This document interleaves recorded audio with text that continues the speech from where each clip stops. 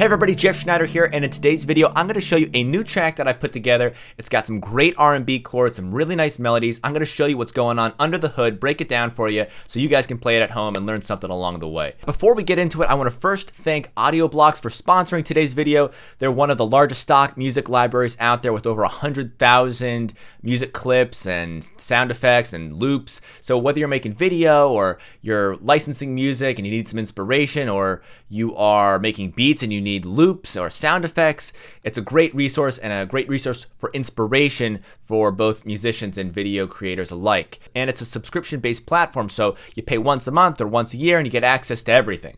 You can try it out 7 days free by clicking the link in the description below or going to audioblocks.com/YouTube. So take advantage of the 7-day trial and see what you think. Anyway, let's get to the song that I wrote here. I'm going to show you guys what's up. Have a listen.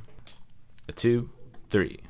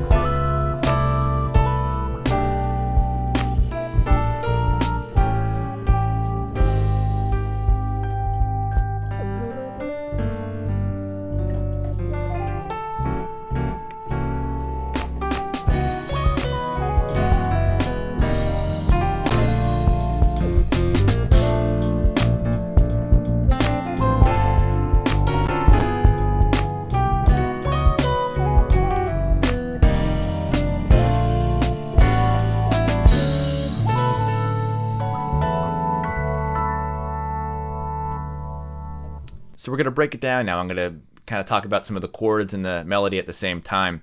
Real quick, the melody at the beginning goes like this. That's in G minor, obviously. 1, 3, 4, 5. And then the answer to that phrase is, it's actually the same thing up a fifth. So it's a nice example of developing an idea. Harmonically, we do this nice descending inner voice thing. It goes like this. All right, so you have this cluster. You've got the 9 and the 3 right next to one another, and then the 9 resolves down to the 1, to the major 7, to the flat 7, and finally it does get down to the 6 there. This is a pretty common device. You hear it a lot in jazz standards, like In a Sentimental Mood. So.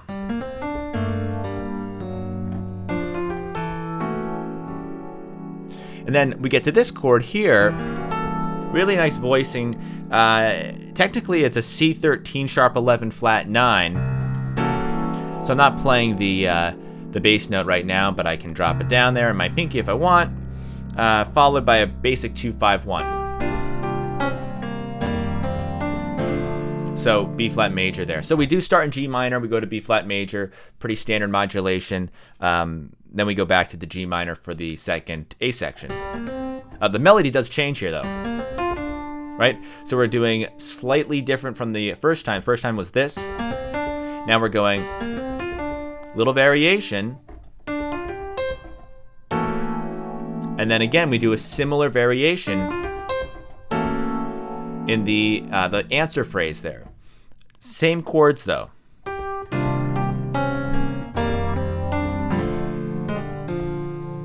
Okay, we're resolving to the 1 there. And now we're going to go to the 4 chord via this tritone substitution. So we're doing the E, sort of like an F sharp major triad over an E major. You could also call it E13 sharp 11 would probably work, but it doesn't really have a dominant 7. So I usually just think of this as an F sharp triad over an E major triad. Quick water break. Oh, one other thing. Melodically, I'm doing another sort of call and response. So the end of the A section. So this phrase right here, I'm picking that up here. So I'm not like thinking about how to do this ahead of time, but I am sort of inclined to write phrases that have to do with whatever I did before. It just brings it all together. All right.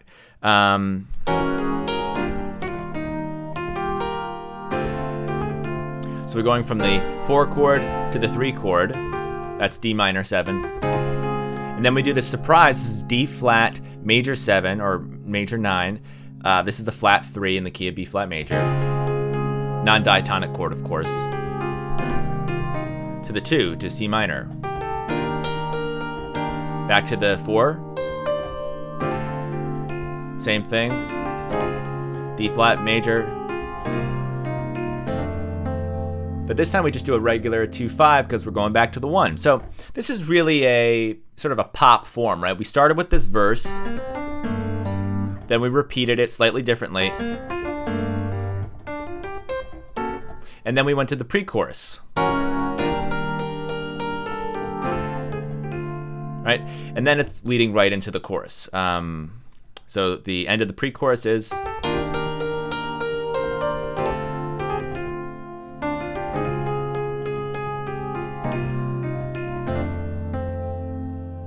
Right, and then we're gonna go, so we're back at the 1. G minor 11, nice big voicing here. Here comes the surprise, I love this part. Doing a C sharp minor 11. So C sharp minor 11 to a E major over F sharp. And then we're going to an E flat major over F. So let's break that down. What's happening? Well, the chorus starts with this B flat major to G minor. That's 1 to 6, pretty basic. But then the surprise. So we're doing it sounds like we're about to do a modulation up a half step, right? We're doing the C sharp minor to the F sharp. So this could potentially be 2, 5, 1. But instead we're doing going back to B flat. So it does shift kind of back and forth like that. Then the chorus repeats.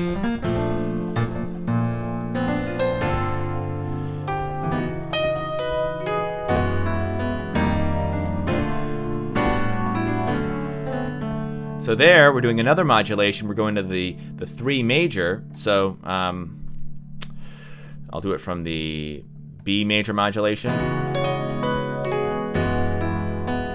Back to B flat. And here we go. This is the A13 sus chord to D major 7. Alrighty? Those sus chords are great for modulations. Sus chords a lot like a minor 11th chord actually, just with a different bass note. This is what I mean by that. So if you take a look at the C sharp minor 11, for instance, if I put the 5 underneath, the F sharp, now we have an F sharp sus.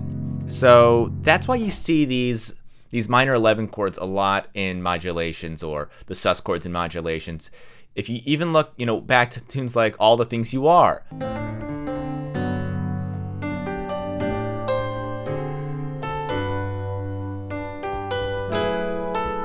Right? So there's the minor 11. Long story short about the sus thing, if you want to modulate, try to get there with a sus chord. It just helps the transition. Okay, so where were we? D major. Okay, we're going to take this D major as an opportunity to get us to G major.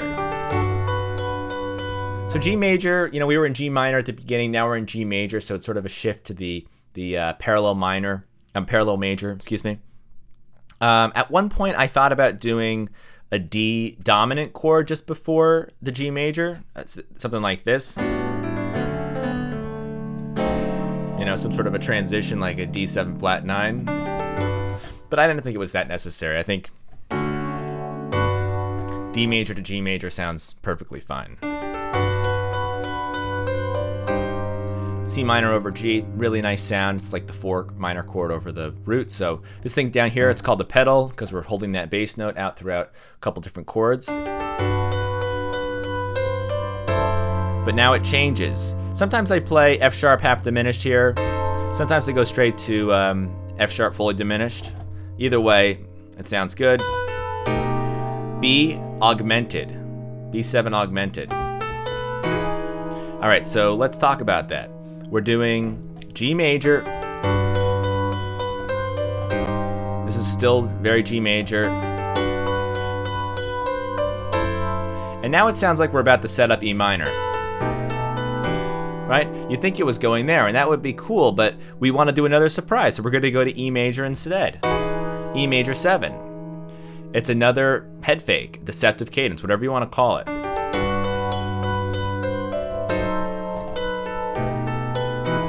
And now we're going to do this crazy chord progression. I think I've used this before on a tune. I can't remember which one.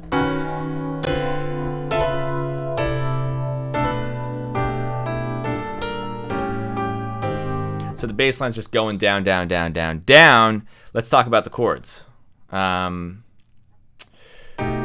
So there's the B7 augmented. E major 7. B add 9 over D sharp. You can call this D minor 13 to a C sharp 7 sharp 9. This is a C6 9. G add 9 over B.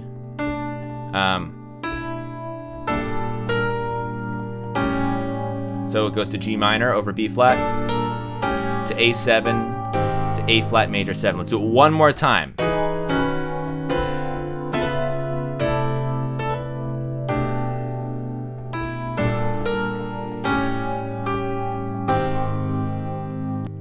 Back to the melody.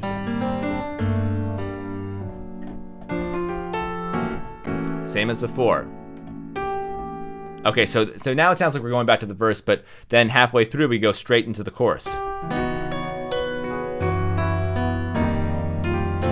And I do a slight change in the melody there. If you remember from before, it went like this. I'll play it again.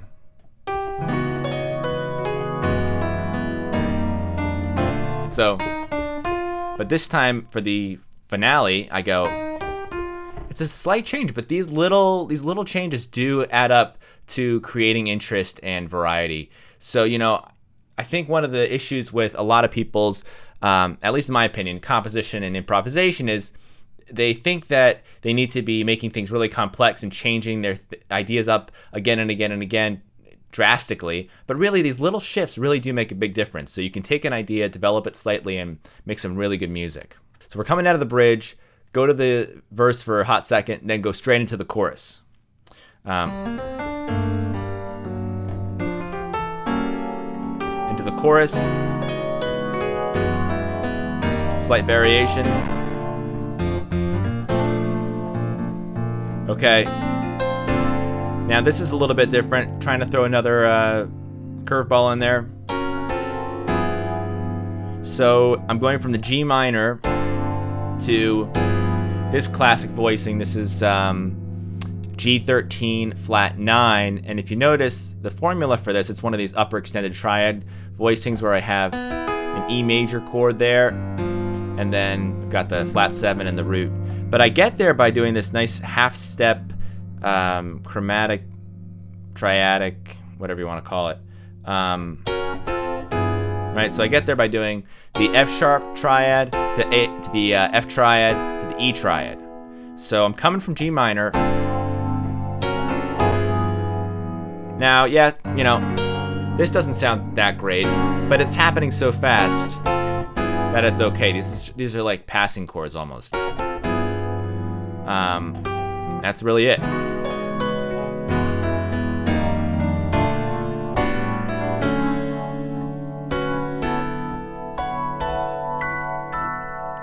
and then I end the thing on D.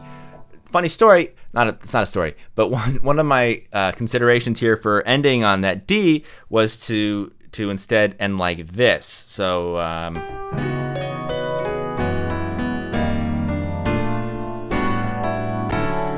but of course it sounded a little bit too much like a John Coltrane tune.